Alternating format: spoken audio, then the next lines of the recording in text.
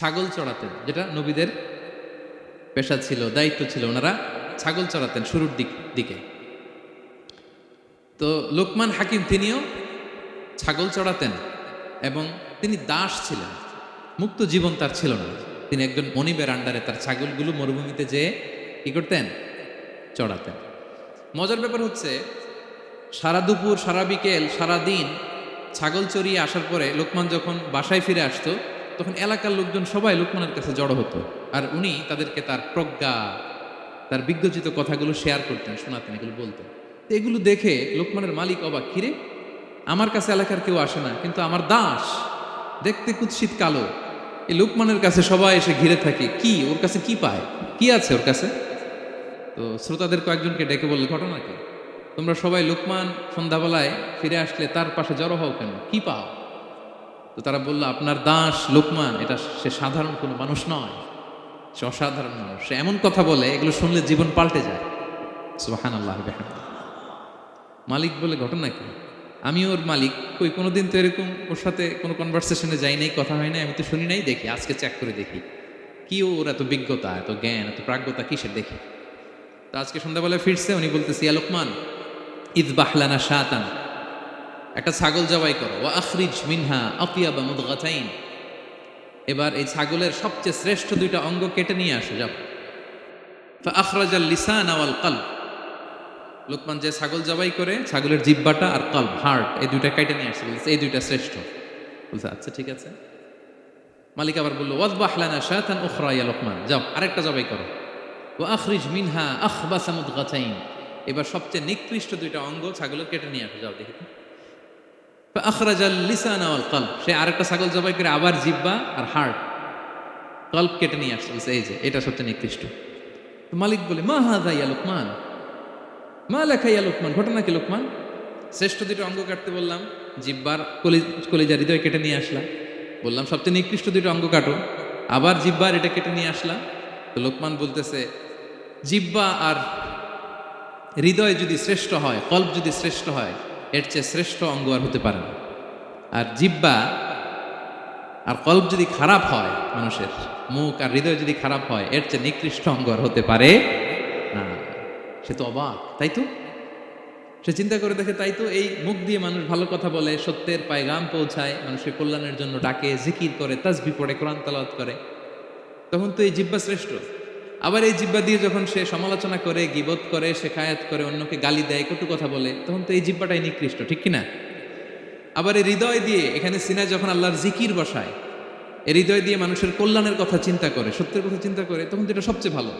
আবার এই হৃদয় যদি অন্যের ব্যাপারে হিংসা পুষে রাখে, এই হৃদয়ে যদি সে নিজের ব্যাপারে হাই স্টিম, অহংকার পুষে রাখে, তাইলে হৃদয়ের চেয়ে খারাপ অঙ্গার হতে পারে? মালিক অবাক হয়ে গেল, তাই তো লোকমান, আসলেই তুমি অনেক প্রাজ্ঞ, অনেক বিজ্ঞ, যাও, তোমাকে আমি আর এই বন্দিত্বের মধ্যে আটকে রাখতে চাই না, তোমাকে আমি এই ভালো কথাগুলো গণমানুষের কাছে পৌঁছে দেওয়ার জন্য আজ থেকে তোমাকে লোকমান আমি আজাদ করে দিলাম। মুক্ত জীবন পেয়ে মুক্ত বিহঙ্গের মতো তিনি উড়ে বেড়াতে লাগলেন, আর মানুষের কাছে তার এই প্রাজ্ঞ বিজ্ঞচিত কথাগুলো তিনি ছড়াতে লাগলেন। তো তিনি তার সন্তানকে ডেকে বলেছিলেন, কিছু উপদেশ দিয়েছিলেন ডেকে, যে বাবা এটা করো, এটা করো, এটা করো, এটা করো না। এই তার সন্তানকে এই উপদেশগুলো তিনি যে দিলেন, আল্লাহ তাআলার কাছে এত ভালো লেগেছে, এতই চমৎকার এবং পারফেক্ট মনে হয়েছে, আল্লাহ তাআলা কিয়ামত পর্যন্ত গোটা বিশ্বের সব বাবারা, মায়েরা যেন তাদের সন্তানদেরকে এই উপদেশ দিতে পারে, হুবহু লিটারালি ওই কথাগুলো আল্লাহ তাআলা কোরআনের মধ্যে তুলে দিয়েছেন। আজকের সূরা লোকমানের দ্বিতীয় রুকুতে মূলত এই তাফসীরটাই আপনাদেরকে শোনাবো। তো কোন প্লট, কোন স্লট আজকে আলোচনা হবে, সবার কাছে ক্লিয়ার?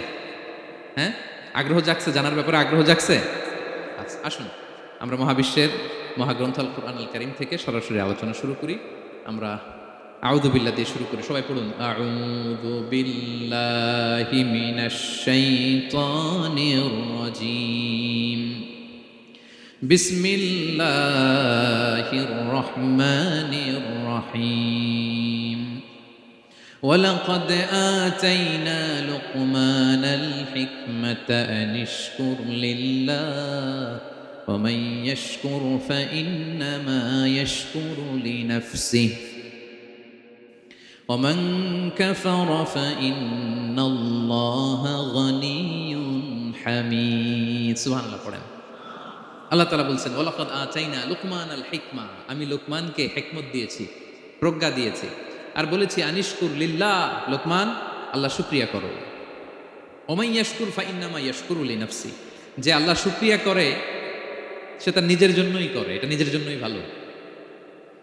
ওমান কাফারা ফাইন্নাল্লাহা গনিয়্যুন হামিদ, আর যে শুকরিয়া করে না, নাশুকরি করে, অকৃতজ্ঞ হয়, তাহলে জেনে রেখো আল্লাহ তাআলা তিনি গনি, অমুখাপেক্ষী, তিনি হামিদ, সদা প্রশংসিত। সুবহানাল্লাহ পড়েন। তাহলে আল্লাহ তাআলা বললেন আমি লোকমানকে প্রজ্ঞা দিয়েছি, হিকমত দিয়েছি। হিকমত, হিকমত শব্দের সাথে আপনারা পরিচিত আছেন না? আমি লোকমানকে হিকমত দিয়েছি, এটা অনেক দামি জিনিস, সবার থাকে না। হিকমত জিনিসটা কি? না, জ্ঞান হচ্ছে নলেজ, আর হিকমা হচ্ছে বাংলায় বলে প্রজ্ঞা, হ্যাঁ, ইংরেজিতে বলে উইজডম। দেখি কেউ বলতে পারে কিনা, একজন আমাকে শোনান দেখি হিকমতটা কি, দেখি কেউ কিছু বলতে পারেন কিনা। হিকমত মানে ক্ষমতা, একজন বলছে। আচ্ছা, আর অলৌকিক সামথিং, আর শক্তি, আর হ্যাঁ এদিক থেকে যোগ্যতা, আর জ্ঞান। ঠিক আছে, আমার ভাইরা চেষ্টা করছে, আলহামদুলিল্লাহ। আচ্ছা, হিকমত আর ইলমের মধ্যে পার্থক্য আছে। হিকমা is something more than knowledge.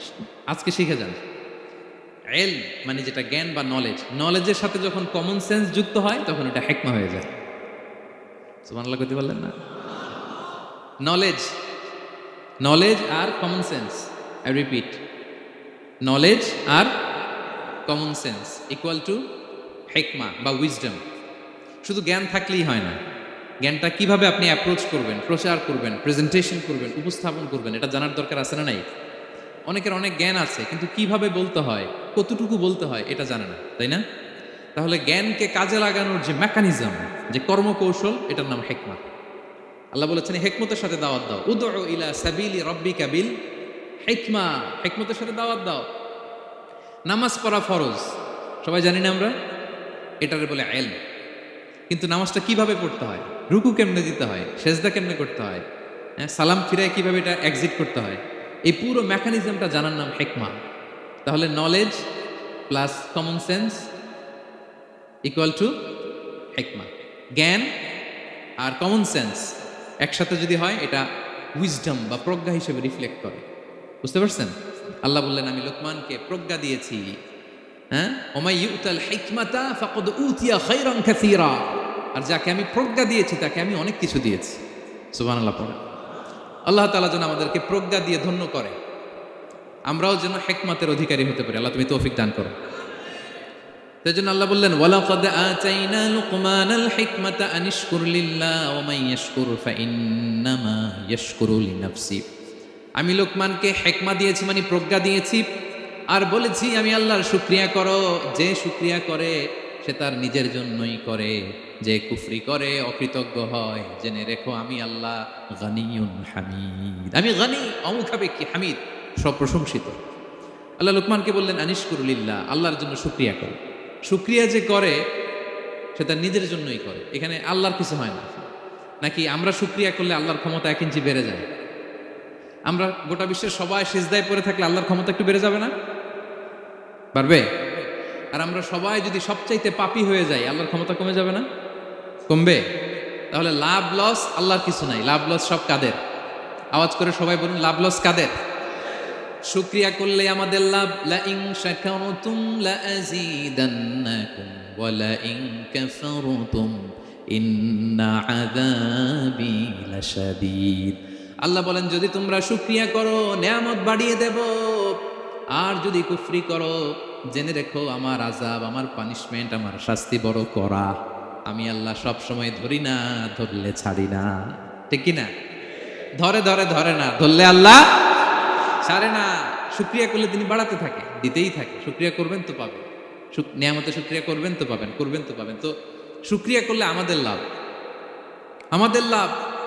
হাদিসে কুদসিতে আল্লাহ বলেছেন এই বানি আদম সবাই মিলে, হ্যাঁ, আলা আতকা কলবি রাজুলিন ওয়াহিদ, তোমরা যদি সবাই সবচেয়ে মুত্তাকি হয়ে যাও, ইবাদতে লুটিয়ে পড়ো সবাই, আমার কিচ্ছু পারবে না।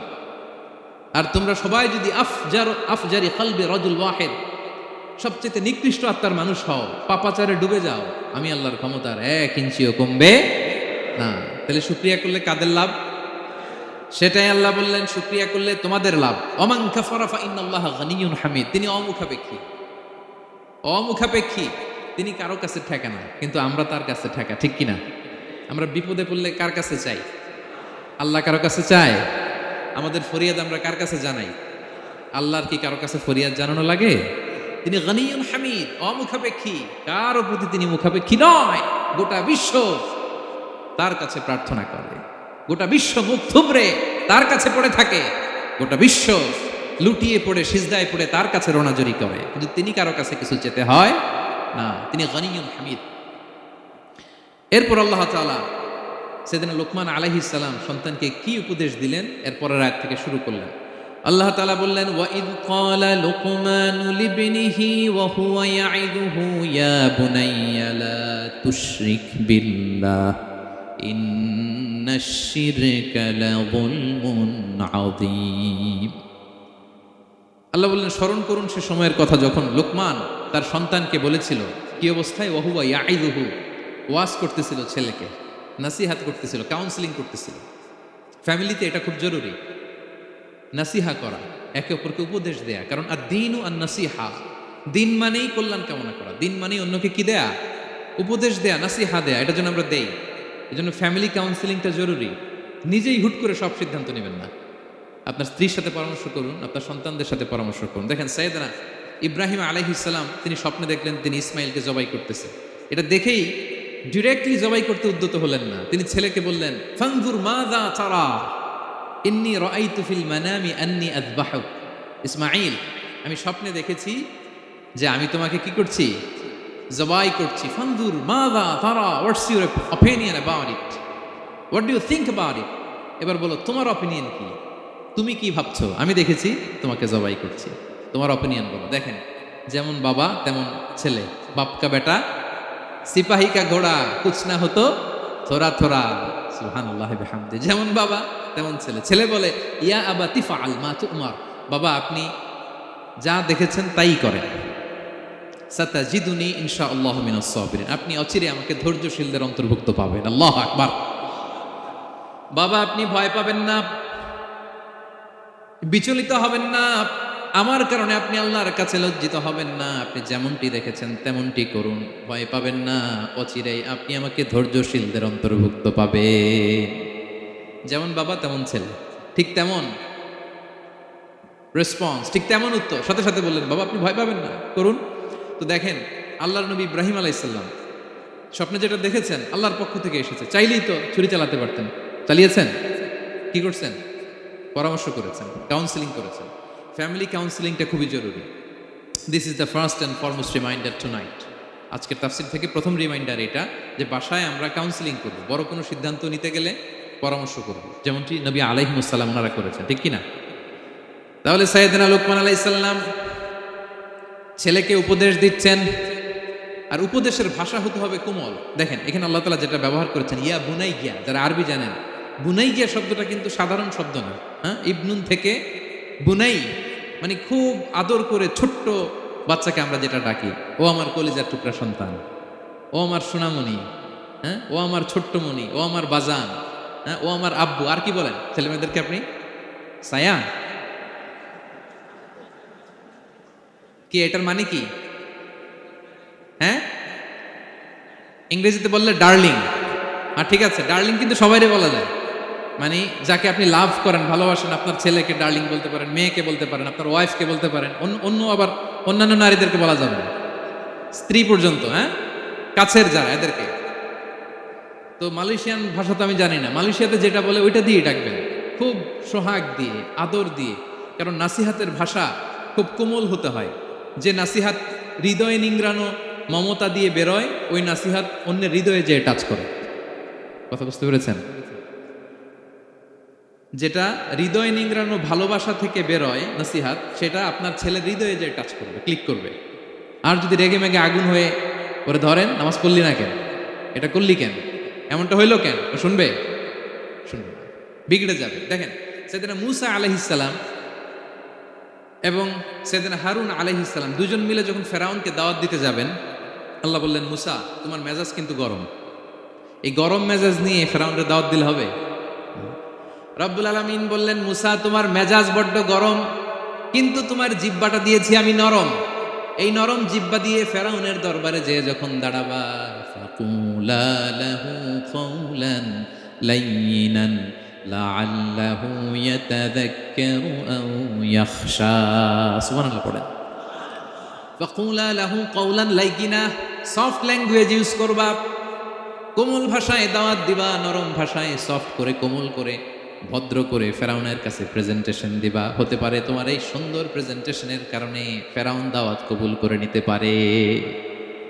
দেখেন আমাদের যে অ্যাপ্রোচে ভুল অনেক দায়ীদের, ফেরাউনের মতো কুখ্যাত সন্ত্রাসী এই পৃথিবী আর দেখবে? কথা বলেন না কেন? ফেরাউনের চাইতে বড় গডফাদার, ফেরাউনের চাইতে বড় সন্ত্রাস ডাকাত এই পৃথিবীতে আর দ্বিতীয়টা কেউ এসেছে? তো এই ফেরাউনকে দাওয়াত দেওয়ার জন্য আল্লাহ মুসাকে বললেন, মুসা সফটলি বইল, কোমল ভাষায় বইল, একটু মোলায়েম সুরে বইল, যাতে ওর হৃদয়ে টাচ করে। আর আমরা যাদেরকে খারাপ মনে করি, যাদেরকে আমরা পাপী মনে করি, তারা কি ফেরাউনের চেয়েও খারাপ? হ্যাঁ, তো তাদের কাছে আমরা যখন বার্তা পৌঁছাই, আমরা তো অ্যাগ্রেসিভ হই কেন? আমরা তো অ্যাটাকিং হই কেন? আমরা হিট করে করে কথা বলি কেন? না, দিস ইজ নট দ্য দাওয়া অ্যাপ্রোচ। এইভাবে দাওয়াত দিলে সেই দাওয়াত কোনো ফল বয়ে আনবে না। তো দেখেন আল্লাহ বললেন, ওয়াইদ ক্বালা লুকমানু লিবনিহি ওয়া হুয়া ইয়াইদু, স্মরণ করুন সেই সময়ের কথা যখন লোকমান তার ছেলেকে বলেছিল ওয়াজ করে, উপদেশ দিয়ে, নাসিহা করে, ইয়া বুনাইয়া, ও আমার কলিজার টুকরা সন্তান, ও আমার সোনামণি, যত কোমল ভাষায় আপনার ছেলেকে ডাকতে পারেন, এরকম আদর দিয়ে, সোহাগ দিয়ে, হ্যাঁ, মায়া মমতা মাখা মোলায়েম কণ্ঠে ওকে ডাকবেন। ডেকে কি উপদেশ দিলেন দেখেন। সাইয়েদনা লোকমান প্রথম উপদেশ দিলেন, ইয়া বুনাইয়া, আমার সন্তান, লা তুশরিক বিল্লাহ, ও আমার কলিজার টুকরা বাবা, আল্লাহর সাথে তুমি শিরক করো না। প্রথম উপদেশ, খবরদার আমার কলিজার টুকরা সন্তান, আল্লাহর সাথে শরীক করতে যেও না, আল্লাহর সমকক্ষ কাউকে মনে করো না। আল্লাহকে যেমনি বড় মনে করো, আল্লাহকে যেমনি রিজিক দাতা মনে করো, আল্লাহকে যেমনি পালন কর্তা মনে করো, গোটা বিশ্বের কোন সৃষ্টিকে এমন মনে করো না। লা তুশরিক বিল্লাহ, শিরক করো না। প্রথম অ্যাডভাইস দেখেন, প্রথম অ্যাডভাইসটা অনেক গুরুত্বপূর্ণ। সবচেয়ে জরুরিটা আগে বলতে হয়। কি বলেন? আগে বলতেছে লা তুশরিক বিল্লাহ, ও আমার সন্তান, আল্লাহর সাথে শরীক করো না, কারণ ইন্না শিরকা লা যুলমুন আযীম, আল্লাহর সাথে শিরক বড় পাপ, এটা হচ্ছে যুলমুন আযীম, অনেক বড় জুলুম, এটা মহাপাপ, এটা অনেক বড় জুলুম। শিরকের চাইতে বড় জুলুম আর হতে পারে?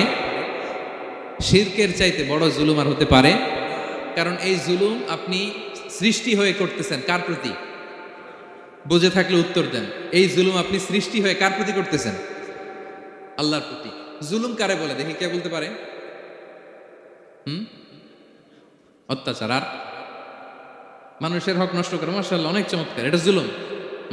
তার মানে অধিকার নষ্ট করা। কি বলেন? অধিকার হরণ করা, এটা হচ্ছে জুলুম। ইনসাফ বিরোধী কাজ করা, এটা জুলুম। এই যে আল্লাহ তাআলা আমাদের সৃষ্টি করলেন, অস্তিত্বহীনতা থেকে তিনি আমাদের অস্তিত্ব দিলেন, আমাদেরকে রিজিক দিলেন, নেয়ামত দিয়ে আমাদেরকে ধন্য করলেন। তো আল্লাহ তাআলার অধিকার ছিল না যে তাকেই আমি সেজদা দিব? এটা তার অধিকার। এটা কার রাইট? আমরা হিউম্যান রাইটস নিয়ে কথা বলি, অ্যানিমাল রাইটস নিয়ে কথা বলি, উইমেন রাইটস নিয়ে কথা বলি। ইবাদতের অধিকারী তিনি, এটা তার অধিকার। তার জন্য আমরা সিজদায় লুটিয়ে পড়বো। তো এই সিজদা আপনি ওদিকে না দিয়ে যদি মাজারে দেন, আল্লাহর অধিকার নষ্ট করছেন না? কথা বলেন, এটা ইনসাফ হয়েছে? যিনি রিজিক দিল, যিনি সৃষ্টি করলো, যিনি নিয়ামত দিল, তার ইবাদত না করে আপনার মতো আরেকটা সৃষ্টির সামনে আপনি এরকম নমস্ত নমস্ত গান, এটা তার অধিকার হরণ হয়েছে না? এটা ইনসাফ বিরোধী হয়েছে না? এজন্য আল্লাহ বলেছেন, ইন্না শিরকা লা যুলমুন আযীম। শিরকে সবচেয়ে বড় জুলুম বলার কারণ কি? কারণ আপনি সৃষ্টি হয়ে স্রষ্টার উপর জুলুম করেছেন। এর চেয়ে বড় জুলুম আর হতে পারে? এজন্য সাইয়েদনা লুকমান আলাইহিস সালাম বললেন, ইয়া বুনাইয়া লা তুশরিক বিল্লাহ, ও আমার কলিজার টুকরা সন্তান, খবরদার খবরদার, কশিন কালে আল্লাহর সাথে শিরক করবে না। কারণ শিরক হলো সবচাইতে বড় জুলুম, সবচেয়ে বড় পাপ, সব পাপের বাপ, এর নাম হচ্ছে শিরক। এর চেয়ে বড় পাপ হতে পারে? পাপের জগতে যদি র্যাঙ্কিং করেন, নাম্বার 1 সবাই নাম্বার 1। আল্লাহ সব মাফ করে দেয়, সব গুনাহ তিনি ক্ষমা করে দেয়, সব পাপকে তিনি চাইলেই মোচন করে দিতে পারেন, শুধুমাত্র কেবলমাত্র শিরকের গুনাহ ছাড়া। ঠিক কিনা? ইন্নাল্লাহা লা ইয়াগফিরু আন ইউশরাকা বিহি ওয়া ইয়াগফিরু মা দুনা যালিকা লিমান ইয়াশা। আল্লাহ তাআলা চাইলে সব গুনাহ তোমার ক্ষমা করে দিতে পারেন, কেবলমাত্র শিরকের গুনাহ ছাড়া। এটা ক্ষমা করে না, কারণ এইটা আল্লাহকে অপমান করার সামিল। ঠিক কিনা? আল্লাহর উদাহরণ বাদ দেই, আপনার বস যে আপনাকে খুব ভালোবাসে, যে আপনাকে স্যালারির বাইরেও আরো অনেক কন্ট্রিবিউশন করে, টাকা দেয়, আদর করে, এই সুবিধা দেয়, ওই সুবিধা দেয়, আপনি উনারে শ্রদ্ধা না দেখাইয়া এই শ্রদ্ধা আপনি অন্যদের দেখান, কিন্তু উনারে শ্রদ্ধা করেন না, উনি এটা মেনে নিবে? কথা বলেন। যে আল্লাহ আপনার জীবন দিলেন, রিজিক দিলেন, সব দিলেন, গোটা জগৎটাই তো তা, সব দেওয়ার পরেও সিজদা যে আপনি কোথায় দেন? হ্যাঁ, মাজারে, দরগায়, বাবার কাছে। এরকম আছে না নাই?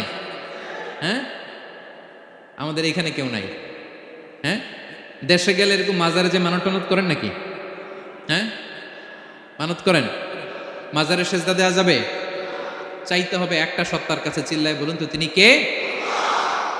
এজন্য বিশ্বনবী বললেন, ইযা সাআলতা ফাসআলিল্লাহ, চাইলে আল্লাহর কাছে চাও।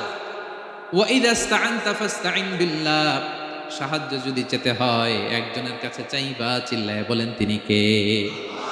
নাকি বাবার কাছে? হ্যাঁ, দয়াল বাবা রে দয়া করো আমারে।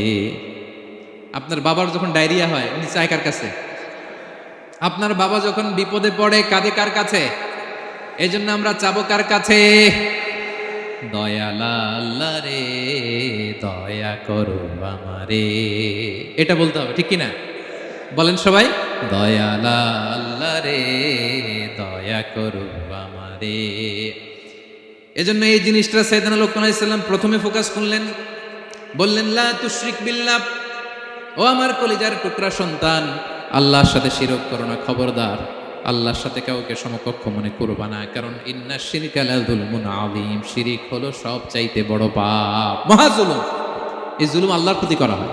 তাহলে প্রথম উপদেশটা বুঝতে পারছেন আমার প্রিয় ভাইয়েরা? আল্লাহর সাথে শিরক করা চলবে। চাইবো কার কাছে? সন্তান হয় না, কই চাবেন? নাকি মাজারে? মাজারে চাওয়া যাবে? বাবার কাছে চাওয়া যাবে? ছেলে সন্তান দেয় কে? মেয়ে দেয় কে? ছেলে মেয়ে দুটোই দেয় কে? ছেলেও দেয় না, আবার মেয়েও দেয় না। চিৎকার করে বলেন তো তিনি কে?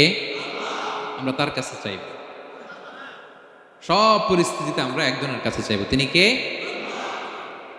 আবার রব্বুল আলামিন বিশ্বনবীকে জানিয়ে দিলেন, ও নবী শোনো শোনো, তোমার আগে সব নবীকে আমি জানিয়ে দিয়েছি, লা ইন আশরাকতা লা ইয়াহবাতান্না আমালুকা ওয়া লা তাকুনান্না মিনাল খাসিরিন।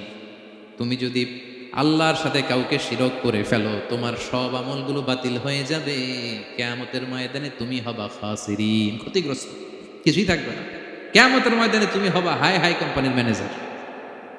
যদি শিরক করো তোমার আমল বাতিল, খবরদার, কিয়ামতের দিন তুমি হাই হাই করবে, অভাগা দুর্ভাগা হয়ে উঠবে। এজন্য শিরককেও আমরা না বলে দিব। শিরকের সাথে আমাদের কোনো সম্পর্ক আছে? জোরে বলেন। গুরুত্বপূর্ণ পয়েন্ট। এজন্য ছেলেকে আগে বললো, বাবা খবরদার শিরক করো না।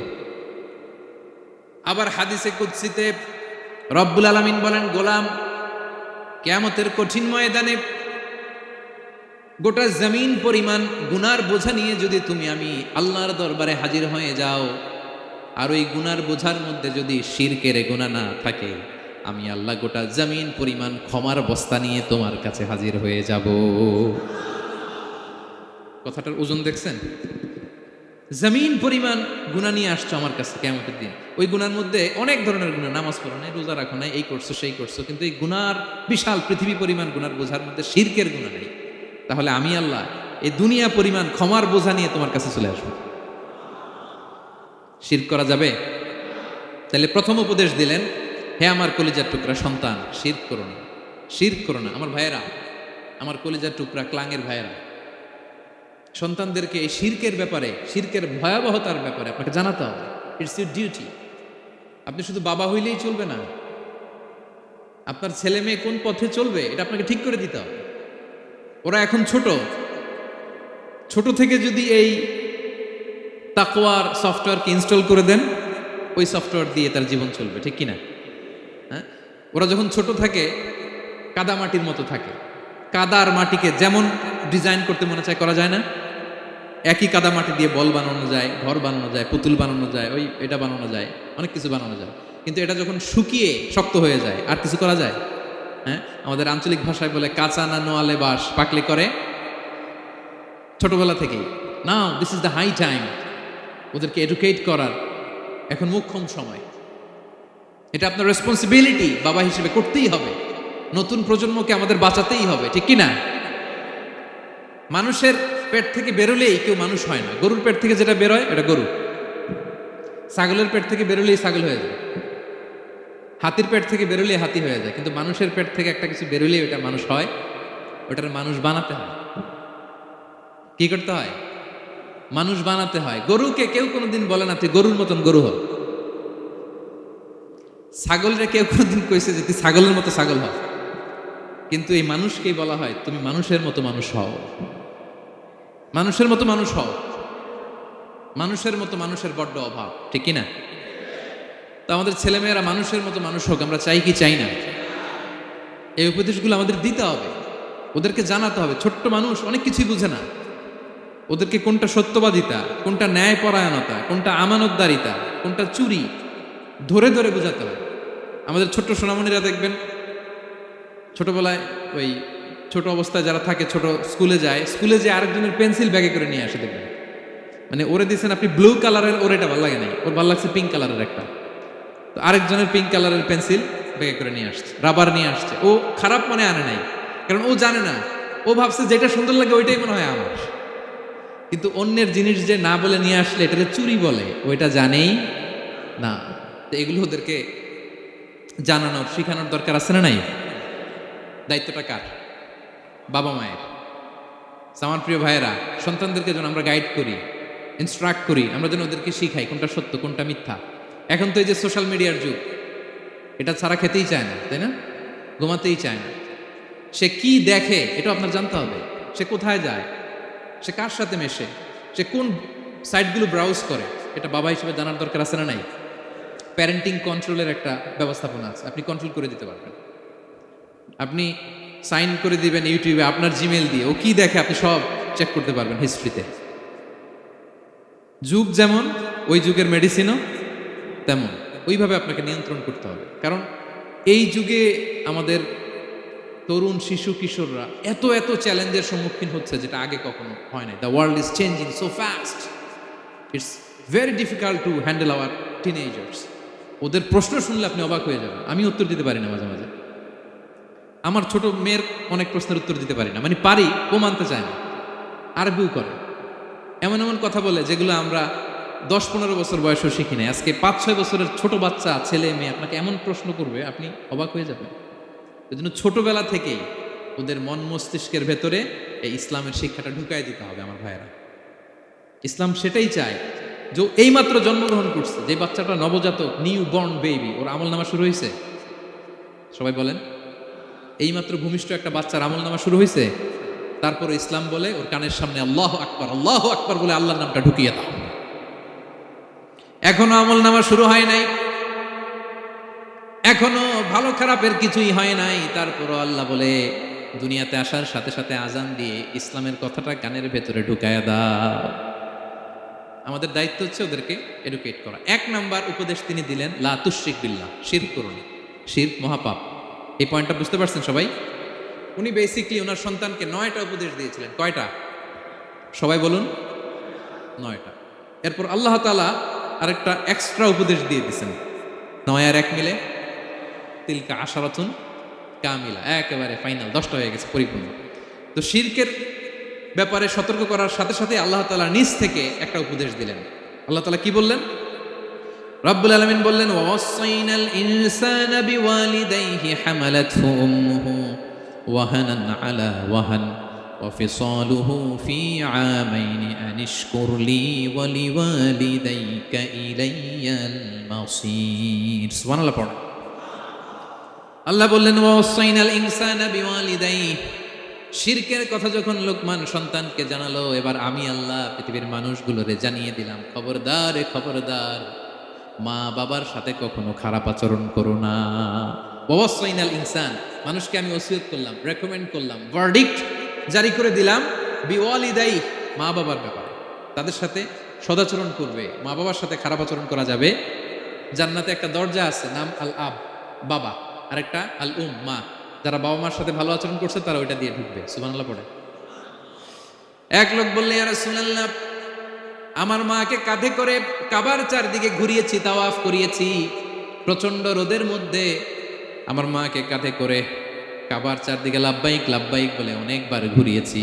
ইয়া রাসূলুল্লাহ, আপনি আমাকে বলে দেন, ছোটবেলা যখন আমি আমার মায়ের বুকের দুধ খেয়েছি, ওই দুধের সুদটুকু আদায় হয়েছে কিনা? বিশ্বনবী বললেন, কি প্রশ্ন করলা তুমি? লাউ কাতাতা জিলদাক, তুমি যদি তোমার গায়ের চামড়া কেটে জুতা বানিয়ে দাও, চামড়াটা কেটে শুকিয়ে যদি জুতা বানিয়ে তোমার মায়ের পায়ের নিচে দিয়ে দাও, ছোটবেলায় মায়ের বুকের যে দুধ খেয়েছো, একটা দুধের এক ঢোক দুধ খাওয়ার শোধ আদায় হবে না। এক ঢোক যে দুধ খেয়েছো ওইটারই শোধ আদায় হবে। খবরদার, খবরদার, বাবা মার ব্যাপারে সাবধান।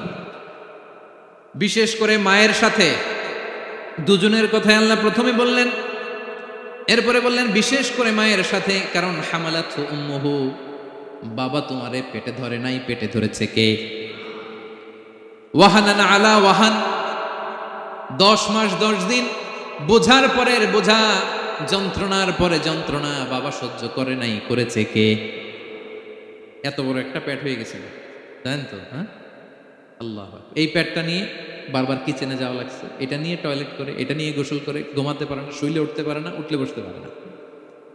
একদিন 2 দিন, 1 সপ্তাহ 2 সপ্তাহ, 10 মাস 10 দিন আমার মাকে এই কষ্ট দিয়েছি। মায়ের কলিজার মাঝখানে লাথি মেরে দুনিয়াতে এসেছে। এরপর আল্লাহ বললেন, ওয়া ফিসালুহু ফি আমাইন, এখানেই শেষ নয়, দুধ ছাড়াতে লেগেছে 2 বছর। কয় বছর? ওগো মা, তুমি এই ধরনের শ্রেষ্ঠ নেয়ামত, তোমারই পদ তলে রয়েছে জান্নাত। ওগো মা, তুমি এই ধরনের শ্রেষ্ঠ নেয়ামত, তোমারই পদ তলে রয়েছে জান্নাত। ঠিক কিনা? দেখেন আল্লাহ মর্যাদা কোথায় বাড়ালো। আমাদের দুনিয়ার পুরুষ মানুষদের পায়ের নিচে থাকে জুতা, জুতার নিচে বালু, কার্পেট কিংবা ফ্লোর। আর আল্লাহ বলে, দুনিয়ার এক একটা মায়ের পায়ের নিচে আমি জান্নাত দিয়ে রেখেছি। এই পৃথিবীটারে 100 বার বিক্রি করলে জান্নাতের একটা চেয়ারের দাম হবে? বুঝে শুনে উত্তর দিবেন। এই পৃথিবীটাকে, পৃথিবীর যে সম্পদ, এটা এস্টিমেশন করে, হ্যাঁ, 1000 বার বিক্রি করলে যে দামটা হবে, ওই দাম দিয়ে জান্নাতের একটা চেয়ারের দাম হবে? এই পৃথিবীরে 10,000 কোটি বার বিক্রি করলে যেই অ্যাসেট হবে, যে অ্যামাউন্ট হবে, ভ্যালিউ হবে, ওই দাম দিয়ে জান্নাতের একটা টেবিলের দাম হবে? আর যেই জান্নাত, পুরো জান্নাতটা মায়ের পায়ের নিচে পড়ে আছে, ওই পা দুইটার দাম কত? সুবহানাল্লাহ পড়বেন না? মা বাবার দোয়া অনেক বড় দোয়া। কখনো যেন আমরা বেয়াদবি না করি, কখনো যেন তাদের মনে কষ্ট না দেই, সবসময় যেন তাদের কাছ থেকে দোয়া নেই। পারা যাবে? এটা আল্লাহ তাআলা ঢুকিয়ে দিলেন। তাহলে সাইয়েদনা লোকমান প্রথমে বলল, বাবা শিরক করো না। এরপরে রব্বুল আলামিন বললেন, শিরকের পরে তোমাদের সবচাইতে বড় দায়িত্ব, যে বাবা মা তোমাদের জন্য এত কষ্ট করেছে, তাদের সাথে খারাপ আচরণ করো না। 2টা হয়ে গেল। কয়টা? আওয়াজ করে বলেন, কয়টা? 3 নম্বরে সাইয়েদনা লোকমান আলাইহিস সালাম ছেলেকে বললেন, ইয়া বুনাইয়া ইন্নাহা ইন তাকু মিসকালা হাববাতিন মিন খারদালিন ফাতাকুম ফি সখরাতিন আও ফিস সামাওয়াতি আও ফিল আরদি ইয়াতি বিহাল্লাহ ইন্নাল্লাহা লাতীফুন খাবীর। 3 নম্বরে সাইয়েদনা লোকমান বললেন, বাবা সরিষার দানা পরিমাণ কোনো ভালো কাজ যদি তুমি করো, কিংবা খারাপ কাজ যদি তুমি করো, সেটা যদি মাউন্ট এভারেস্টের উপরে উঠে করো, কোন খারাপ কাজ, আও ফিস সামাওয়াতি, মহাশূন্যে যেয়ে যদি করো, আও ফিল আরদে, জমিনের অতল গহ্বরে কোনো সুড়ঙ্গ বানিয়ে সেখানেও যেয়ে যদি কোনো পাপ করো, ইয়াতি বিহাল্লাহ, সেটাও আল্লাহ নিয়ে আসবে। কোনো পাপ বা কোনো ভালো কাজ আকাশে উঠে, পাহাড়ে উঠে, কিংবা সুরঙ্গ করে জমিনের ভিতরে ঢুকেও যদি করো, কিয়ামতের দিন আমলনামায় সেটা দেখতে পাও। সুবহানাল্লাহ পড়বেন না? কারণ ইন্নাল্লাহা লাতীফুল খাবীর, তিনি হলেন লতিফ, সূক্ষ্মদর্শী। যত ছোট কাজই করো না কেন তার চোখে ফাঁকি দেওয়া যায়। তার মানে 3 নাম্বার উপদেশে সাইয়েদনা লোকমান তার ছেলেকে আল্লাহর শক্তি, আল্লাহর ক্ষমতার ব্যাপারে একটা ধারণা দিচ্ছেন। নিজের ছেলেকে তার রবকে চিনাইতে হবে। আমাদের রবকে আমাদের চিনার দরকার আছে না নাই? ছেলেকে বোঝাবেন, বাবা ওই যে তুমি মসজিদে আমার সাথে যে সেজদা দাও, কারে দাও জানো? তিনি কত বড়, তিনি কত বিশাল ক্ষমতার অধিকারী। তুমি সামান্য কোনো ভালো কাজ কিংবা খারাপ কাজ, এটা যদি মহাশূন্যে উঠেও করো, পাহাড়ের চূড়ায় গিয়েও যদি করো, জমিনকে ফেড়ে সুরঙ্গের ভেতরে ঢুকেও যদি করো, তার চোখকে কশিনকালেও ফাঁকি দেয়া যাবে।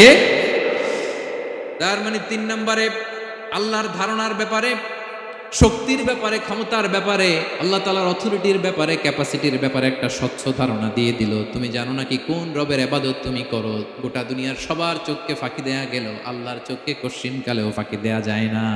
ঠিক কি না? এই পৃথিবীতে সবার চোখকে ফাঁকি দেয়া যায় কি যায় না? পুলিশের চোখ, সিকিউরিটির চোখ, বিমানবন্দরে কাস্টমস অফিসারের যে অফিসার থাকে তাদের চোখ, বিভিন্ন জায়গায় বড় বড় যে সিসি ক্যামেরা থাকে, এগুলোও ফাঁকি দেয়া যায়। ফাঁকি দেয়া যায় না একজনের চোখ। আওয়াজ করে বলুন তো তিনি কে? ফাঁকি দেওয়া যায়? আচ্ছা বলেন, এই ছোটবেলা থেকেই এই সেন্সেশন, এই অনুভূতি যদি, এই অনুভূতির সফটওয়্যার যদি আপনার ছেলের মাথায় ঢুকায় দেন, এই ছেলে কোনোদিন দুর্নীতি করবে? খাদ্যে ভেজাল দিবে? মাছে ফরমালিন দিবে? প্রতিবেশীকে কষ্ট দিবে? অনিয়ম করবে? অন্যের অধিকার হরণ করবে? এজন্য ছোটবেলা থেকেই তার রবকে চিনাই দিতে হবে। রবকে চিনাই দিতে হবে। 3 নম্বরে ছেলেকে তিনি বললেন, বাবা অতি ক্ষুদ্র ভালো কাজ কিংবা খারাপ কাজ যেখানেই করো না কেন, কিয়ামতের দিন সেটা তুমি দেখবা। তার মানে তখন থেকে সে বুঝবে, আমি যাই করি না কেন, ভালো করলে এটার একটা প্রতিদান, একটা রিওয়ার্ড আমি পাবো, ঠিক না? আর খারাপ যদি করি, এটার শাস্তি আমাকে ভোগ করতেই হবে। আল্লাহর সুপ্রিম কোর্টের কাঠগড়ায় আমাকে দাঁড়াতেই হবে। নিক্তিপাল্লা, মাওয়াজিন আল কিসত, ন্যায়ের মানদণ্ড আল্লাহ সেদিন স্থাপন করবেন। আমরা যেটা মিজানের পাল্লা বলি, এটা মূলত ন্যায়ের মানদণ্ড। সামান্য ক্ষুদ্রাতি ক্ষুদ্র জিনিস দিলেও ওইখানে টের পাওয়া যায়। সুবহানাল্লাহ পড়েন। আচ্ছা, আমরা যে চাল কিনি, ডাল কিনি, ধরেন 10 কেজি চালের একটা বস্তা কিনছি, দেখবেন যে অনেক সময় মাপটা একুরেট হয় না। 10 কেজির চেয়ে হয়তো একটু বেশি অথবা হয়তো একটু কম, এরকম হয় না অনেক সময়? 5 কেজি কিনছেন এক দোকান থেকে, আরেক জায়গায় যে ভালোভাবে মাপ দিয়ে দেখবেন যে একটু বেশি হয়েছে অথবা একটু কম হয়েছে, ঠিক কিনা? আল্লাহ যে মিজানের পাল্লা সেদিন বসাবেন, ওইখানেও তো এরকম হবে। হ্যাঁ, কেমন হবে? فَمَن يَعْمَلْ مِثْقَالَ ذَرَّةٍ خَيْرًا يَرَهُ, পড়ুন, وَمَن يَعْمَلْ مِثْقَالَ ذَرَّةٍ شَرًّا يَرَهُ। ক্ষুদ্রাতি ক্ষুদ্র জাররা তথা অনুপরিমাণ ভালো যদি করো, সেটাও সেদিন নিক্তি পাল্লায়, মিজানের দাড়ি পাল্লায় দেখতে পাবা। ক্ষুদ্রাতি ক্ষুদ্র খারাপও যদি করো, সেদিনও মিজানের পাল্লায় সেটা তুলে দিবে কে? জাররা মানে খুবই ক্ষুদ্র। কতটুকু ক্ষুদ্র আমি উদাহরণ দিয়ে বুঝাই। শীতের সকালে টিনের ঘরে যারা কোনোদিন থেকেছেন, এখানে তো শীত নাই, মালয়েশিয়াতে সারা বছর গরম। শীতের সিজনের কথা মনে আছে তো আপনাদের? না মালয়েশিয়া থাইকে সব ভুলে গেছেন? শীতকাল, শীতকাল মনে আছে? হ্যাঁ, শীতের সকালে টিনের ঘরে যদি কখনো থাকেন, দেখবেন যে টিনের ঘরে ছিদ্র থাকে, ওই ছিদ্র দিয়ে সূর্যের আলো ঢুকে, রশ্মি। মনে পড়ছে? শীতের সকাল, টিনের ছিদ্র দিয়ে দেখবেন চিকন একটা সূর্যের রশ্মি ঢুকছে। ওটার কাছে গেলে দেখা যায় সামান্য ধুলাবালি, কেমন যেন ডাস্ট উড়ে এটার মধ্যে। অন্যদিকে কিন্তু দেখা যায় না, এদিকে নাই। কিন্তু ওই ছিদ্রটার কাছে গেলে দেখা যায় আলো যেদিক থেকে পড়ছে নিচ পর্যন্ত পুরোটার মধ্যে ধূলিকণা। আসলে ধূলিকণা কি শুধু এদিকেই না, পুরা ঘরেই আছে। ওইদিকে আলো পড়ছে, ওইটা দেখা যায়। ওই যে ছোট্ট সূর্য রশ্মির মধ্যে কাছে গেলে যে ছোট্ট ছোট্ট ধূলিকণা দেখা যায়, ওইটার নাম হচ্ছে যাররা। যাররা, ফামান ইয়ামাল মিসকালা যাররাতিন খাইরান ইয়ারা। এই ধূলিকণার ডাস্টের যাররা পরিমাণ ভালো করলে সেটাও দেখতে পাবো, আবার যাররা পরিমাণ খারাপ করলে সেদিন কিয়ামতের ময়দানে মিজানের পাল্লায় সেটাও দেখতে পাওয়া। পড়েন সুবহানাল্লাহ। তার মানে 3 নম্বরে ছেলেকে আল্লাহর শক্তি আর সম্ভাবনা সম্পর্কে সতর্ক করলেন, জানান দিয়ে বললেন, বাবা যেটাই করো না কেন সবার চোখকে ফাঁকি দেওয়া যায় না, একজনের চোখ তিনি কে? কয়টা গেল উপদেশ? সবাই বলুন তো কয়টা? 3টা। 4 নম্বরে লোকমান আলাইহিস সালাম বললেন, ইয়া বুনাইয়া আকিমিস সালাহ, ও আমার সন্তান, 4 নম্বরে উপদেশ হলো তোমাকে নামাজ কায়েম করতে হবে। নামাজ, সবার আগে নামাজ। কাজকে বলে দাও আমার নামাজ আছে, নামাজকে বলো না কাজ আছে, ঠিক কি না? সালাত কায়েম করো, সালাত কায়েম করো, হবে জান্নাতি তুমি, হবে জান্নাতি তুমি, দিবে কাল হাসরে শীতল ছায়া আরশে আজিম, রব্বিয়াল আলা রব্বিয়াল আযীম, রব্বিয়াল আলা রব্বিয়াল আযীম। সুবহানাল্লাহ পড়েন। 4 নম্বরে আকিমিস সালাহ, ও আমার কলিজার টুকরা সন্তান, নামাজ কায়েম করো। নামাজ, নামাজ কিয়ামতের ময়দানে সর্বপ্রথম যে জিনিসটার হিসেব আল্লাহ চাইবেন ওটা কি? সবাই বলেন একসাথে, সেটা কি? বিশ্বনবী ইন্তেকালের আগে বললেন, আস-সালাত আস-সালাত ওয়া মা মালাকাত আইমানুকুম, ও আমার উম্মতেরা নামাজ, নামাজ। বিশ্বনবীর রূহ বের হয়ে যাবে, মালাকুল মউত চলে আসলো, এখনই রূহ মুবারক কবজ করে নিয়ে যাবে। অন্তিম মুহূর্তে গোটা উম্মার জন্য বিশ্বনবী যে মেসেজটা ড্রপ দিয়ে গেলেন সেটার নাম হলো নামাজ। সালাত আস-সালাত, উম্মতেরা নামাজ নষ্ট করো না, নামাজ নষ্ট করো না। আউয়ালু মা ইউহাসাবু বিহিল আবদু ইয়াউমাল কিয়ামাতি আস-সালাত, কিয়ামতের ময়দানে সর্বপ্রথম আল্লাহ যে জিনিসটার হিসাব চাইবেন সেটা কি? ফা ইন সলুহাত সলুহা সাইরু আমালি, এটা যদি ঠিক হয়ে যায় পুরো আমলনামা ঠিক হয়ে যাবে। ওয়া ইন ফাসাদাত ফাসাদা সাইরু আমালি, নামাজের হিসাব দিতে যে যদি আপনার গন্ডগোল লেগে যায় আপনার পুরো আমলনামাটারে গন্ডগোল করে দিবে কে? এজন্য সবার আগে সালাত। ছেলেকে বোঝাবেন, বাবা নামাজ কায়েম করো, তার মানে একা একা পড়ো না, জামাতে পড়ো। নামাজ পড়া আর কায়েম করায় পার্থক্য আছে। একা একা পড়া যায় কিন্তু একা একা কায়েম করা যায়? বলেন। তার মানে বাবা একা একা নামাজ পড়ো না, জামাতে পড়ো। বিকেল বেলায় তোমার বন্ধুকে নিয়ে খেলার মাঠে যখন ক্রিকেট খেলতে খেলতে মাগরিবের সময় হয়ে যায়, একা একাই মসজিদে যাবা না, তোমার বন্ধুরেও নিয়ে যাবা। একা একা জান্নাতে গেলে মজা আছে, সবাই মিলে একসাথে গেলে কেমন হয়? হ্যাঁ, সবাই মিলে একসাথে জান্নাতে যাওয়া লাগবে না? তার মানে ছেলেরা বোঝালেন, বাবা একা একা নয়, সবাইকে নিয়ে নামাজ পড়ো বাপ, জামাতে পড়ো বাপ, গোটা সমাজটারে মুসল্লি সমাজ বানাবা। এটার নাম হচ্ছে ইকামাতুস সালাহ। ছেলেকে বললেন আকিমিস সালাহ, ও আমার কলিজার টুকরা বাজান নামাজ কায়েম করো। বিষ্ণু ঈসা ইসলাম বললেন, মুরু সুবিয়ানাকুম বিস-সালাতি ওয়া হুম আবনাউ 7 সিনিন, তোমাদের ছেলে মেয়েদের বয়স যখন 7 হয় তখন থেকে নামাজের আদেশ করো। ওয়াদরিবুহুম আলাইহা, আর তাদেরকে শাসন করো। ওয়াদরিবুর অনেক অর্থ হতে পারে, শাসন করো, একটু রূঢ় আচরণ করো, প্রয়োজনে মৃদু প্রহার করো। যখন তাদের বয়স হয়ে যায় 10, বয়স হয়ে যায় 10 কিংবা তার উপরে, আমাদের ছেলে মেয়ে আছে বয়স, দেখি কয়জন আছে দেখি 10 বছরের। হ্যাঁ দেখছেন, কঠোর হইতে হবে আপনাদের যদি নামাজ না পড়ে, হাত নামান। 7 পর্যন্ত নিয়ে যাবেন সাথে করে। বয়স যখন 7 হয়, বারবার যখন সালাতের কথা বলবেন সাথে করে নিয়ে দাঁড়াবেন। জুমার দিন মসজিদে নিয়ে যাবেন, মাঝে মাঝে নামাজে নিয়ে যাবেন। 7, 8, 9 এই 3 বছরের ট্রেনিংয়ে 10 বছর তো এমনি পাক্কা নামাজে হয়ে যাবে, ঠিক কিনা? নাকি বলবেন হুজুর আমি তো পড়ি না, আমারই তো খবর নাই। হ্যাঁ, ছেলেরা যে বলবো বাবা নামাজ কায়েম কর, এর আগে কিন্তু নিজের মুসল্লি হইতে হবে। এটা বুঝতে পারতেছেন তো? হ্যাঁ, ছেলেকে বলতে হইলে আগে নিজের মুসল্লি হইতে হবে। নামাজের ব্যাপারে নো কনসিডারেশন, কোনো ছাড় নাই। সালাত আপনাকে পড়তেই হবে যে কোনো পরিস্থিতিতে। এজন্য 7 বছর বয়স থেকে বিশ্বনবী ওয়ার্নিং দিতে বলেছেন, 10 বছর বয়স হলে প্রয়োজনে রূঢ় আচরণ করো, শাসন করো, প্রয়োজনে মৃদু প্রহার করো। খবরদার, খবরদার। একসাথে মাঝে মাঝে নিজেরাও ঘরে পড়বেন। মসজিদে তো যাবেনই, বাইরে বৃষ্টি, যেতে পারছেন না, নিজেই ইমাম হয়ে দাঁড়ায় যান।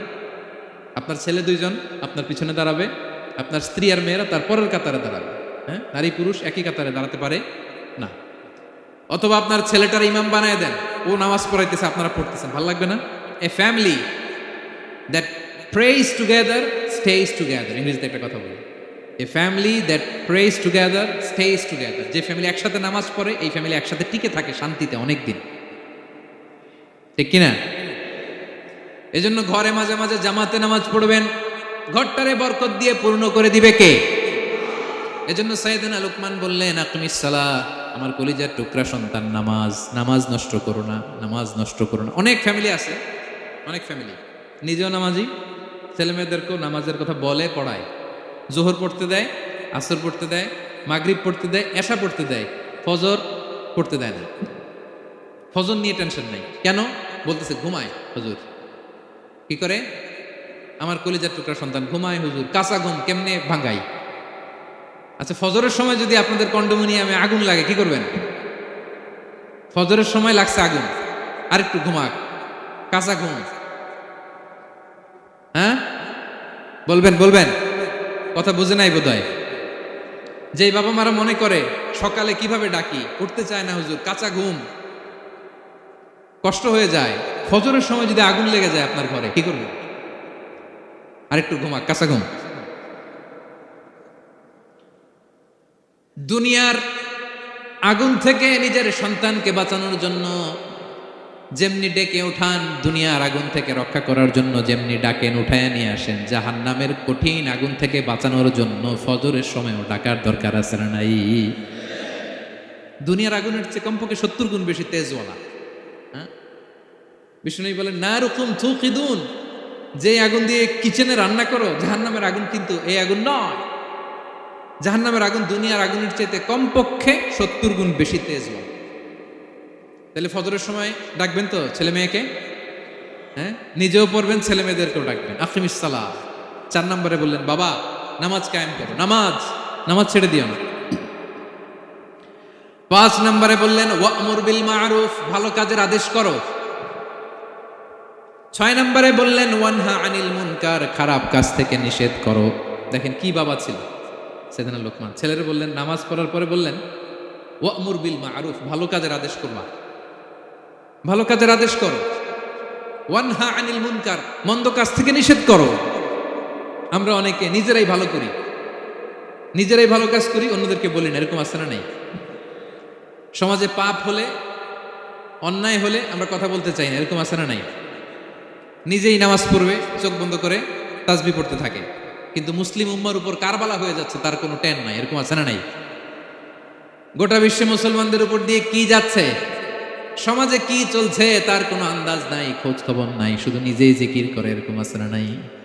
না, আযাব আসলে, গজব আসলে শুধু এই কাফের মুশরিকদেরই মারে না, মুমিনদেরও মারে, ঠিক কিনা? আল্লাহ বলে, ওই আযাবকে ভয় করো, ওয়াত্তাকু ফিতনাতাল লা তুসিবান্নাল্লাযীনা যালামু মিনকুম খাসসা। ওই আযাবকে ভয় করো, এই শাস্তিকে ভয় করো, যে শাস্তি যখন আমি পাঠাই, ওই শাস্তি দিয়ে শুধু জালেমদেরকে মারি না, আলেমদেরকেও মারি, ঠিক কিনা? কারণ তুমি আলেম হয়ে বসেছিলে কেন? তুমি সমাজকে বাঁচাও নাই কেন? শুধরে দাও নাই কেন? শুদ্ধাচারের অভিযানে তুমি নামো নাই কেন, ঠিক কিনা?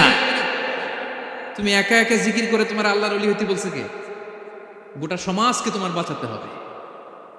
একটা জাহাজ 2 তলা, আপনি আছেন 2য় তলায়, নিচ তলায় একদল লোক জাহাজের তলা ছিদ্র করতেছে। জাহাজের তলায় ছিদ্র করলে কি ঢুকে? তা আপনি যদি বলেন ওরা নিচে আছে ছিদ্র করতেছে, ওরা করুক, আমি থামাবো কেন? আমার তো দোষ নাই, আমি তো ছিদ্র করি নাই। ছিদ্র করছে কারা? ওরা। পানি ঢুকলে ওরা মরবে, আমি তো বেঁচে যাবো, বাঁচবে, কারণ সে তো জাহাজের ভিতরেই। আপনি যে যদি এই পাগলগুলারে না থামান, ওরা তো মরবেই, আপনিও শেষ। চিল্লায় বলেন ঠিক কিনা?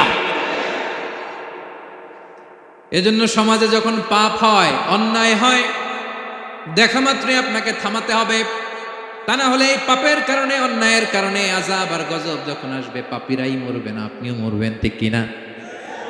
মুসা আলাইহিস সালামের পায়ের মধ্যে একবার একটা লাল পিঁপড়া কামড় দিছে। এই সাইজের যে লাল পিঁপড়াগুলো কামড় দিলে খুব আরাম লাগে না? কেমন লাগে? হ্যাঁ, খুব ব্যথা করে, প্রচন্ড ব্যথা করে। তো মুসা আলাইহিস সালামের মেজাজ কি নরম না গরম?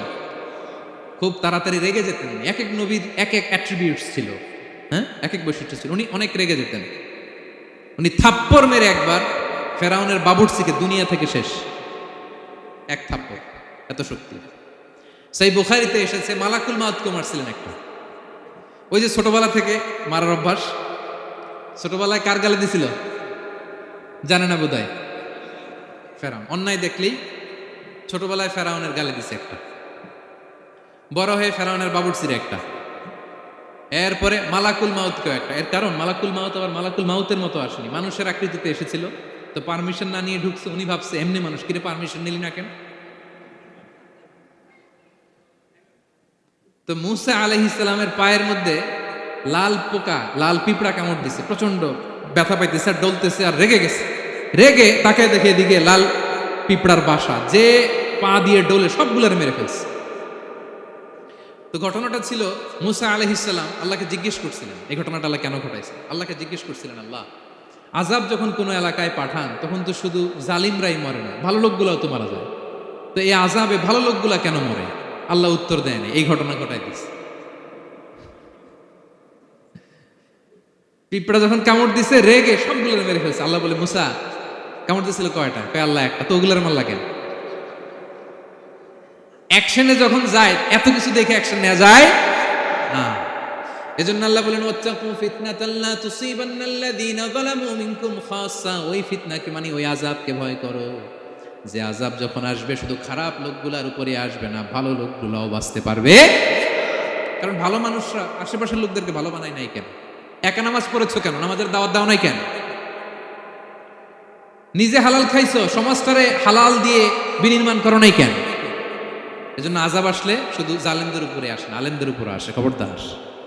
এজন্য ছেলেরে বললেন, বাবা শুধু নামাজ পড়লেই হবে না, ওয়া'মুর বিল মা'রুফ, ভালো কাজের আদেশ করবা, ওয়ানহা আনিল মুনকার, খারাপ কাজ থেকে নিষেধ করবা। এটা আসলে দায়িত্ব হচ্ছে সরকার প্রধানের। যারা ক্ষমতার চেয়ারে বসে তাদেরকে আল্লাহ 4 দফা মূলনীতি দিয়েছেন। আল্লাযীনা মাক্কান্নাহুম ফিল আরদি আকামুস সালাতা ওয়া আতাউয যাকাতা ওয়া আমারু বিল মা'রুফি ওয়া নাহাউ আনিল মুনকার ওয়ালিল্লাহি আকিবাতুল উমুর। আল্লাহ বলেন, যাদেরকে আমি ক্ষমতার চেয়ারে বসাই 4টা দায়িত্ব তাদেরকে দেই। তাদের প্রধান কাজ নামাজ কায়েম করবে, সমাজে যাকাত আদায় করবে, ভালো কাজের আদেশ করবে, তারপরে মন্দ কাজের নিষেধ করবে। ক্ষমতার চেয়ার যারা পায় তাদের জন্য মূলনীতি এটা। তো এরা তো করে না, আমাদের কি করতে হবে, ঠিক কিনা? ভালো কাজের আদেশ করতে হবে, মন্দ কাজের নিষেধ করতে। বিষ্ণু ইসলাম বললেন, মান রাআ মিনকুম মুনকারা, চোখ দিয়ে যে সমাজে খারাপ দেখে, ফালিয়ুগাইয়িরহু বিয়াদিহি, সেজন্য হাত দিয়ে ঠেকিয়ে দেয়, হাত দিয়ে। ফাইন লাম ইয়াস্তাতি' ফাবিলিসানি, হাত দিয়ে না পারলে মুখ দিয়ে। কারণ আপনার অনেক সময় এরকম পরিস্থিতি নাও হতে পারে যে আপনার এত পাওয়ার নাই যে আপনি হাত দিয়ে থামাই দিবেন, এরকম হয় না? অক্ষম, আমি পারি না। তখন মুখ দিয়ে কিভাবে পরিবর্তন করবেন বলেন, নাসিহা করেন, কাউন্সিলিং করেন, জনমত গড়ে তোলেন। ফাইন লাম ইয়াস্তাতি' ফাবিকলবিহি, হাত দিয়েও থামাতে পারলেন না, মুখ দিয়েও প্রতিবাদ করতে পারলেন না, বিশ্বনবী বললেন অন্তত অন্তর দিয়ে সেটাকে ঘৃণা করবা। অন্তর দিয়ে ঘৃণা করো, অন্তর দিয়ে এটাকে পরিবর্তন করে দেওয়ার প্ল্যান করো, হৃদয়ে হৃদয়ে। ওয়াযালিকা আদাফুল ঈমান, এটা হচ্ছে ঈমানের সর্বনিম্ন স্তর। এর নিচেও যদি যান, মানে আপনার দিলেও লাগে না, বিষ্ণু বলে তাহলে তোমার অন্তরে ঈমানের ছিটে ফোঁটা নাই। চিল্লা এখন, ঠিক কিনা? এজন্য ভালো কাজের আদেশ করো, মন্দ কাজের নিষেধ করো। নামাজের পরপর সাইয়েদনা লোকমান বললেন, বাবা নিজেই ভালো করো না, সমাজে ভালো ছড়িয়ে দাও। ছড়াই দিতে হবে, ভালোকে ছড়াই দিতে হয়, সংঘবদ্ধ জীবন যাপন করতে হয়, আপনাকে দাঁড়াতে হবে, আপনাকে হিম্মত করতে হবে। হিম্মতটাই হচ্ছে ইসমুল আযম, ইসমুল্লাহিল আযম। ইসমে আযম মানে আল্লাহর এমন একটা নাম যেটা দিয়ে দোয়া করলে আল্লাহ কবুল করে। এটা কি? কেউ বলে ইয়া হাইয়্যু ইয়া কাইয়্যুম, কেউ বলে ইয়া রহমান ইয়া রাহিম। অনেক মুফাসসিরিন, অনেক মুহাদ্দিসিন এক একটা বলছে যে এইটা হতে পারে, এটা হতে পারে। অনেকে বলছে হিম্মতটাই হচ্ছে ইসমে আযম। তুমি হিম্মত করে আল্লাহর কাছে চাও, গোটা দুনিয়া পাল্টে যাবে, ঠিক কি না? এজন্য সমাজের পরিবর্তনের জন্য আপনাকে আগে আসার দরকার আছে না নাই? ছেলেকে দেখেন, সুবহানাল্লাহ বিহামদিহি, কিভাবে ছেলেরে গড়ে তুলতে হয়। প্যারেন্টিং লেসন ফ্রম সূরা লোকমান। কিভাবে আপনি প্যারেন্টিং লেসন বের করে আনবেন, বাবা হিসেবে কিভাবে আপনি ছেলেকে গড়ে তুলবেন। নামাজের পরপর সাইয়েদনা লোকমান বললেন, ভালো কাজের আদেশ করবা, মন্দ কাজের নিষেধ করবা। এরপরে বললেন ওয়াসবির আলা মা আসাবাক ইন্না যালিকা মিন আজমিল উমুর। লোকমান বললেন ওয়াসবির আলা মা আসাবাক, বিপদে ধৈর্য ধরো। কারণ লোকমান আলাইহিস সালাম ভালো করেই জানেন যে নামাজ কায়েমের আন্দোলন করে, যে সত্যের পথে আহ্বান করে, যে অন্যায় কাজে বাধা দেয়, সমাজ তারে ওয়েলকাম করে না। তার জীবনে দুঃখ আছে, তার জীবনে দুঃখ আছে, তার উপরে হামলা হতে পারে, মামলা হতে পারে, তাকে দেশ ছাড়া করা লাগতে পারে।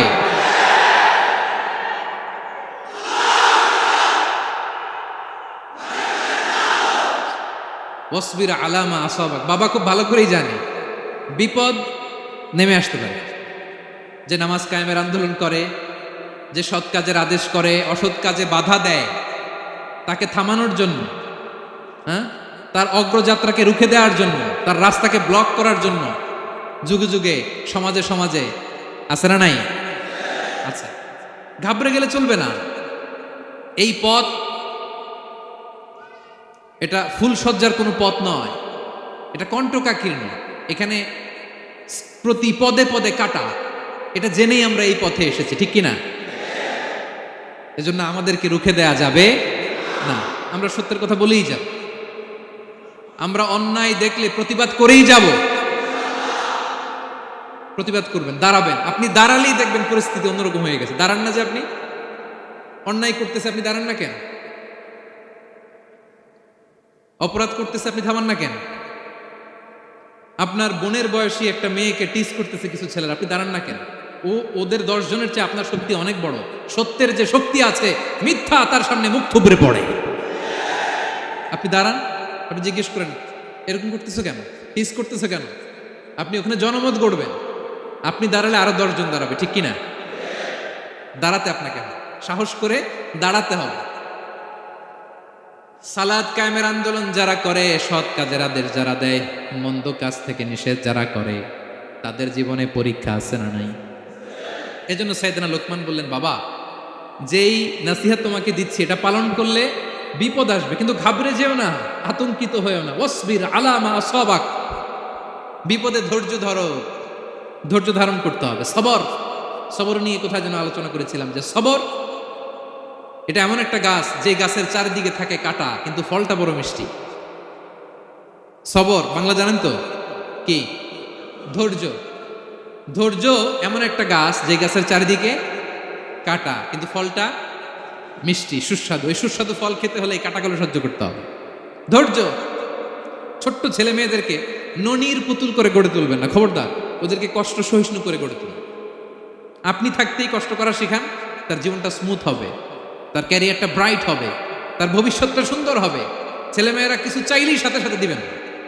অনেক বাবা মা আছে এত আদর করে, এত বেশি আহ্লাদ করে, যা চায় তাই দেয়, পরে হিতে বিপরীত হয়, ঠিক কিনা? ছেলে মেয়েকে অভাব শেখান, ছেলে মেয়েকে কষ্ট শেখান, ওদেরকে সংগ্রাম শেখান, প্রতিকূল পরিবেশে কি করে টিকে থাকতে হয় এটার সবক শেখান। সেদিন লোকমান তাই করলেন, ছেলেদের সবর শিখাইলেন যে বাবা ধৈর্য ধারণ করো, আতঙ্কিত হবা না। জীবন এটা সহজ নয়, জীবন চলার পথ সহজ নয়, এটাকে সহজ করে নিতে হয়। কখনো সবর করে, কখনো ক্ষমা করে, কখনো অন্যকে ইগনোর করে, কখনো দোয়া করে, কখনো আল্লাহর উপর তাওয়াক্কুল করে, ঠিক কিনা? ছেলে মেয়েকে আদর করে বোঝাবেন, বাবা এখন তুমি বাবার হোটেলে খাও, মায়ের হোটেলে ঘুমাও। সারা জীবন এমন চলবে না, দুনিয়াটা বড্ড কঠিন, এখানে কেউ কাউরে জায়গা করে দেয় না, নিজের জায়গা নিজেরই করে নিতে হয়, ঠিক কিনা? ছোটবেলা থেকেই তাকে দৃঢ় মনোবলের করে তুলতে হয় যে বাবা দুনিয়াটা এত সহজ নয়, এটা সহজ করে নিতে হয়। This is the life hacks. এই লাইফ হ্যাকগুলো আপনি শেখাবেন, লাইফ লেসনগুলো শেখাবেন। ধৈর্য ধরো, সৎ কাজের আদেশ দাও, মন্দ কাজের নিষেধ করো। এগুলো করতে গেলে একটু বাধা বিপত্তি আসবে, কিন্তু শেষ হাসিটা তুমিই হাসবে, ঠিক কিনা? বিজয় তোমারই হবে। কি বলেন? সময়ই কথা বলে, সময়ই কথা বলে। বিপদে ধৈর্য ধরো। বিশ্বনবী আল্লাহ বললেন ওয়াসবির আলা মা ইয়াকুলুনা ওয়াহজুরহুম হাজরান জামিলা। নবী হে, বিপদে ধৈর্য হারা হবেন না, ভালো সময় সামনে আসছে। মক্কায় আপনারে কষ্ট দেয়, গণক বলে, জাদুকর বলে, পাগল বলে, মদিনাতে বিজয় আপনারই হবে। ঠিক কি না? ছেলে মেয়ে যেন আশাবাদী হয়ে গড়ে ওঠে, হোপফুল, আতঙ্কিত যেন না হয়। কষ্ট শিখান, ধৈর্য শিখান। আচ্ছা, গেল। এরপর তিনি বললেন, ওয়ালা তুসাইর খাদ্দাকা লিন্নাস, ও আমার কলিজার টুকরা সন্তান, ওয়ালা তুসাইর খাদ্দাকা লিন্নাস, অহংকার করে মানুষ থেকে মুখ ফিরিয়ে নিও না। ছেলেরে এবার সোশ্যাল বানানোর চেষ্টা করতেছেন। হ্যাঁ, ওয়ালা তুসাইর খাদ্দাকা লিন্নাস। দেখেন, একটার পর একটা। প্রথমে স্রষ্টারে চিনাইলেন, তাই না? এরপরে স্রষ্টার ক্ষমতা সম্পর্কে শিখাইলেন, এরপরে আধ্যাত্মিকতা শিখাইলেন, এরপরে ইবাদত কি সেটা জানালেন, এরপরে তিনি সোশ্যাল এঙ্গেজমেন্ট কিভাবে করবেন, সোশ্যাল রিফর্ম কিভাবে করবেন শিখালেন। এবার মানুষের সাথে কিভাবে মিশতে হয় সেটা শিখাচ্ছেন। মানে পিপল ওরিয়েন্টেড হও, ওয়ালা তুসাইর খাদ্দাকা লিন্নাস, অহংকার করে মানুষের থেকে মুখ ফিরিয়ে নিও না, মুখ ছিটকাবে না। মানুষকে সম্মান করো, মানুষের সাথে মেশো, বি পিপল ওরিয়েন্টেড। আমাদের অনেক ছেলে মেয়েরা মানুষের সাথে মিশতে পারে না। দোষ কার? বাবা মায়ের, শেখায় না। একটা সময় আমাদের মনে আছে, ছোটবেলায় মেহমান আসলে আমরা এত খুশি হইতাম, কি বলেন? মেহমানের কাছে যাইতাম, সূরা শোনাইতাম, কবিতা শোনাতাম, এটা খেলতাম, ওইটা করতাম।